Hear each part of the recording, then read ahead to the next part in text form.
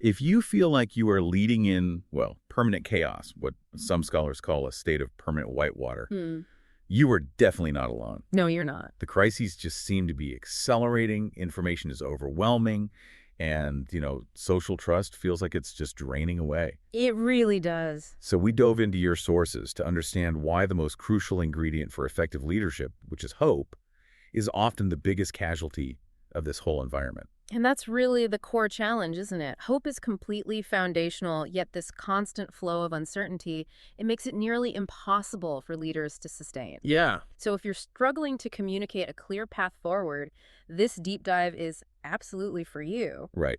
Our mission here is to move past the idea that hope is just some passive, sentimental emotion. We're really unpacking the source material's core argument. Which is that hope is a dynamic relational capacity. Exactly. It's an evidence-based skill set that you can intentionally practice and amplify in your organization, even when true optimism seems, well, impossible. We're going to cover the architecture of hope, the specific ways the modern environment is almost engineered to destroy it, the measurable costs of its scarcity, and I think most importantly, the actual organizational infrastructure you can build to foster it collectively. Okay, let's unpack this. And I think we have to start with a necessary psychological shift. We need to really define what hope actually is. Right.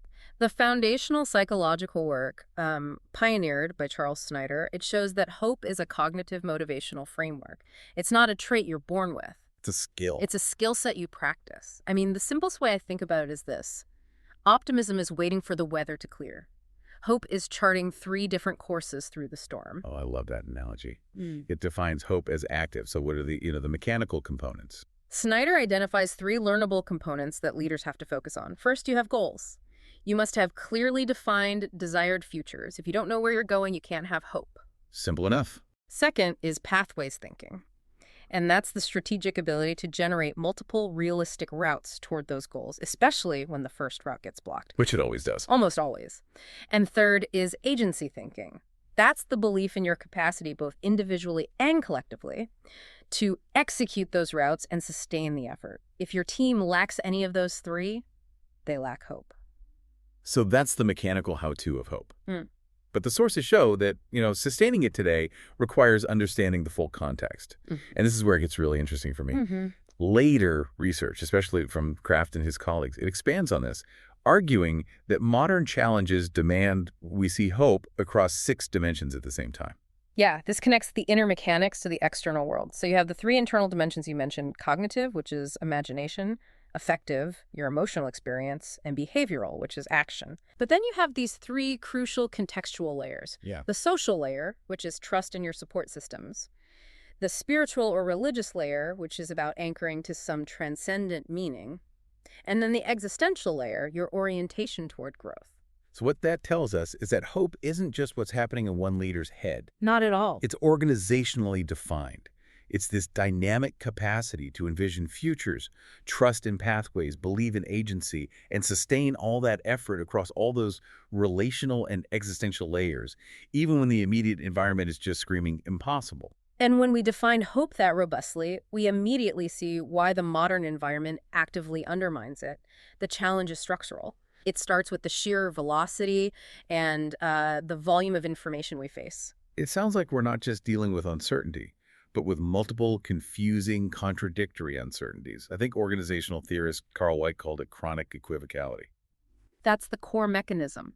It means that in any given situation, multiple conflicting interpretations of reality are competing for your attention, and no single clear frame ever really dominates. Or you're just stuck. You're stuck. And that volume of competing reality, it quickly overwhelms our finite cognitive resources.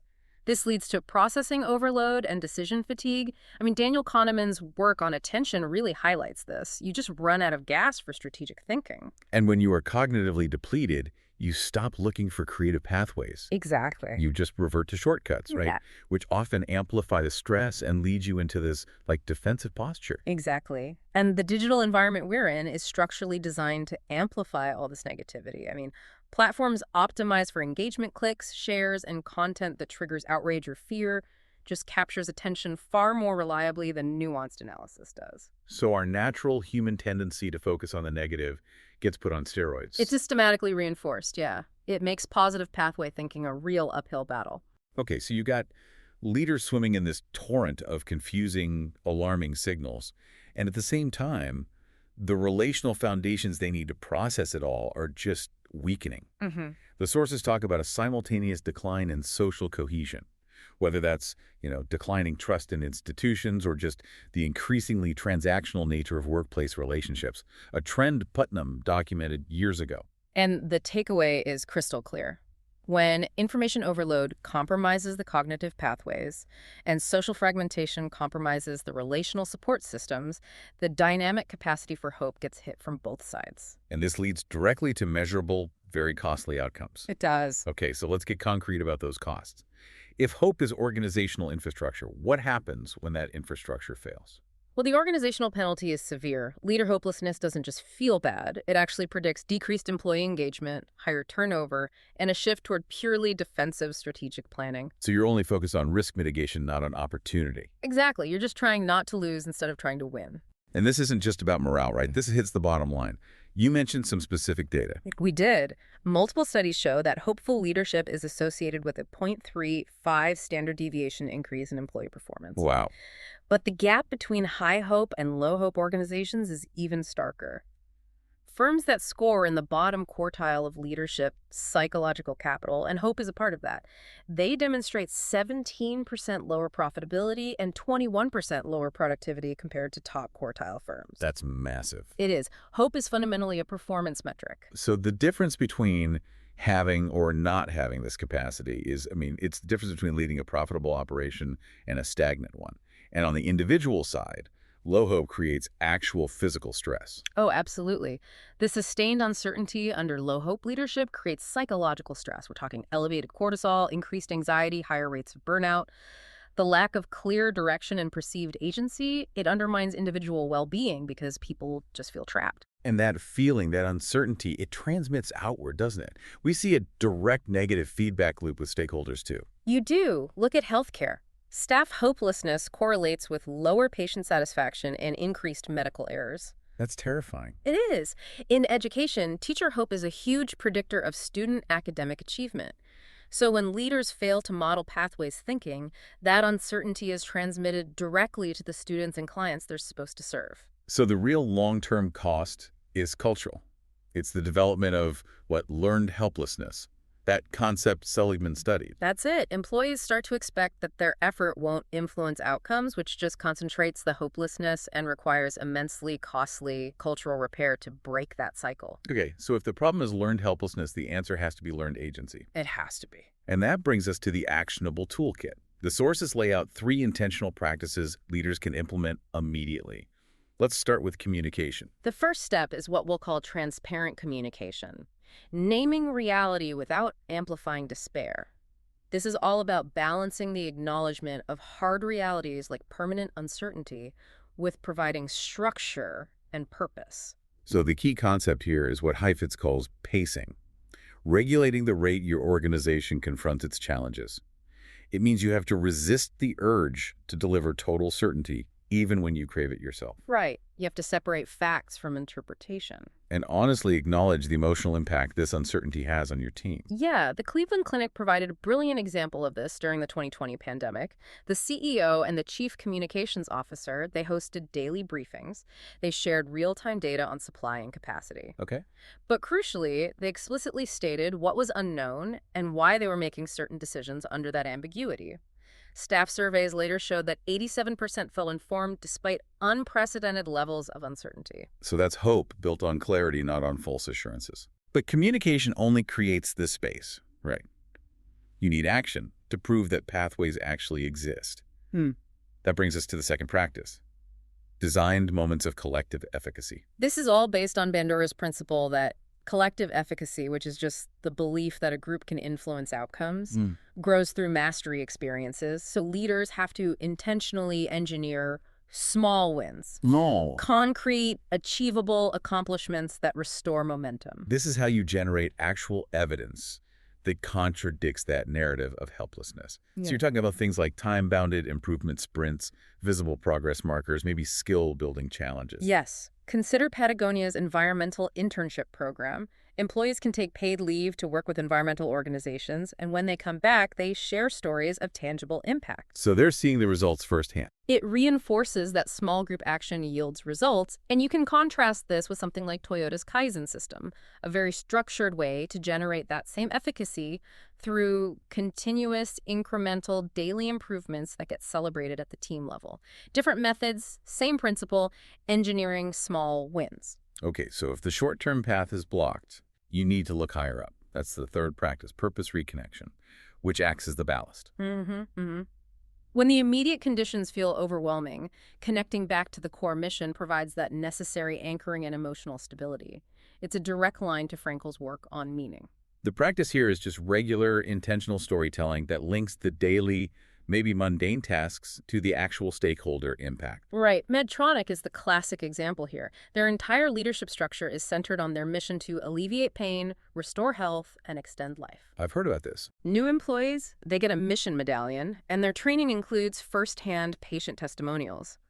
This constantly connects the immediate tasks like manufacturing one specific part to the ultimate human impact. It anchors hope in something transcendent, not just the quarterly results. Okay, so moving beyond the leader's individual toolkit, the sources detail how organizations can institutionalize hope, making it part of the core infrastructure for long-term resilience. Absolutely. The first system is distributed sensemaking and leadership.